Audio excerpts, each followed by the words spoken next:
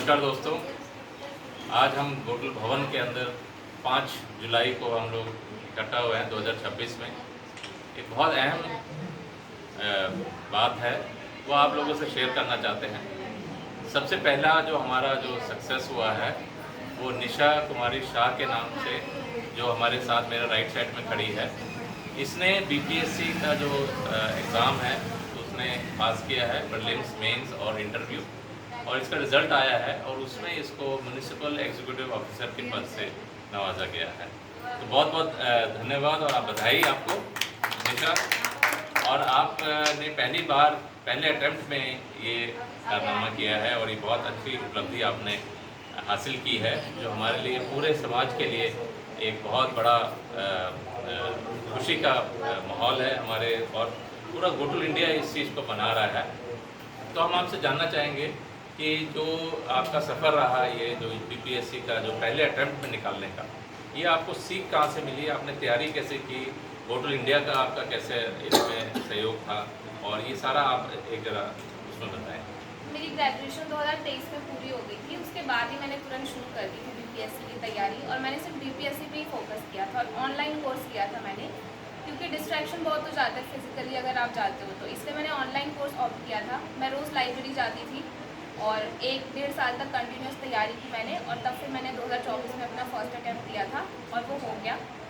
और इसके अलावा प्रीलिम्स, मेंस, इंटरव्यू 3 राउंड होते हैं इसमें, और तीनों ही राउंड में गोटल इंडिया ने काफ़ी मदद की है, और स्पेशली इंटरव्यू राउंड में, क्योंकि मुझे लगता है सबसे ज़्यादा मुश्किल इंटरव्यू राउंड ही होता है, क्योंकि वहाँ पे आपको 5 पैनलिस्ट होते हैं, 5 मेंबर्स होते हैं काफ़ी एक्सपीरियंस, उनके सामने बैठकर आपको आंसर करना होता है। कई बार ऐसा होता है कि आप घबरा जाते हैं या क्वेश्चन के आंसर नहीं कर पाते अच्छे से, तो इस राउंड की तैयारी करना बहुत ज़रूरी है, और इसमें गोटल इंडिया का काफ़ी सहयोग रहा।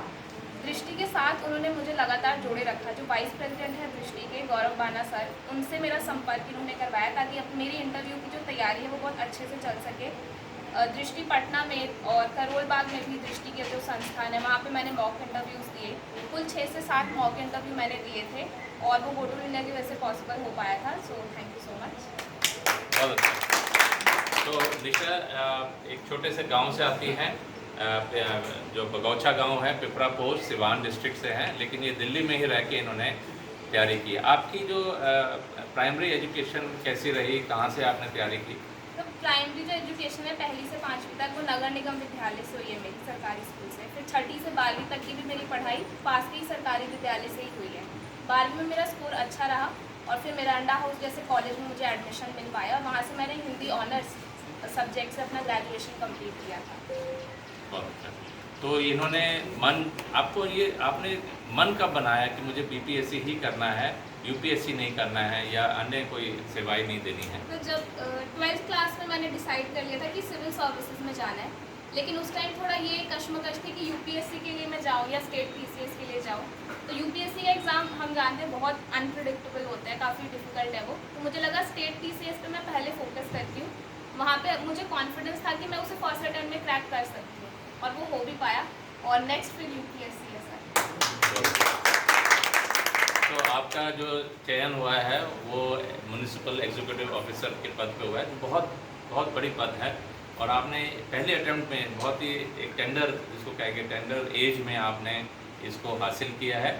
और अभी आपकी जो आगे के जो सफ़र है उसमें भी हम लोग आपके साथ हैं, गोटल इंडिया आपके साथ रहेंगे, और हमारी तरफ से कोशिश रहेगी कि आप आगे चलकर, पूरा विश्वास भी हमें है कि आप आगे चल के एसडीएम जो है उसकी उपाधि लें और उसमें भी क्रैक करें। बीपीएससी चाहे यूपीएससी, हमारा आपके साथ पूरा रहेगा।